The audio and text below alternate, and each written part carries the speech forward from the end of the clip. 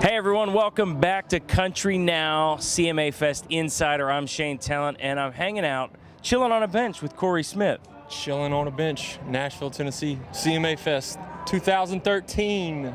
That kind of rhymed. Maybe we'll get back to that because you do a little rhyming in your set.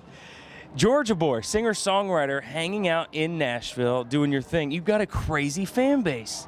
Yeah, it's nuts. You know, I'm blessed. It's been building over the years, and people just share the music with each other. I'm blessed. I just try to write songs that make me happy and make me feel better about myself and make me feel normal. And I've believed from the beginning that if I wrote from the heart that there would be people out there who would identify with it, and I've just been blessed that there are.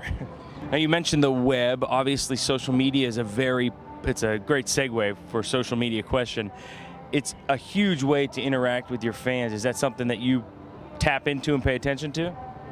Yeah, I guess timing's everything. And when I started out, LimeWire, Napster were just becoming really popular ways for people to find new music. MySpace was just taking off, and I think MySpace was a great tool at first for unsigned and independent artists because it ranked them right alongside major label artists, and they had their rankings based on traffic to the site and the amount of people that listen to the song. So I was really blessed. I was like the #1 unsigned country artist on MySpace for 2 years.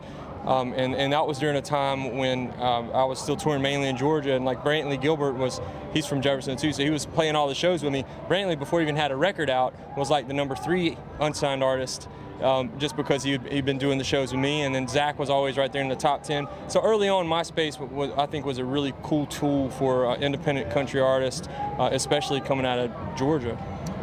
I heard you mention your kids earlier. I know that spending time with your family is very important to you. What do you try to do in your downtime? I know you're on the road a lot, but are there special things you guys try to do when you get a chance to hang? I love to fish. I got some property about 15 minutes from my house in Jefferson that has some great fishing, and we ride the four-wheelers over there. I like just going and walking through the woods. The place we got over there is kind of like my Walden Pond, I guess. So your downtime really isn't downtime. You're still playing music and doing your thing. And that's what you kind of have to do.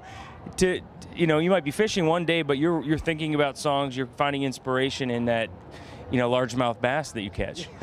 That's truly relaxing, doing the bass fishing, but the writing is too. Writing's not work. I mean, and being on stage isn't work. That's like stress relief. That's the fun stuff. The work comes in between sometimes. I mean, this might be a little bit of work maybe involved with this. I don't know. Maybe there can be work sometimes, and you have to do business meetings or whatever. The traveling, being on an airplane. I don't like air travel so much. That feels like work. But most of it, the writing and the performing never feels like work.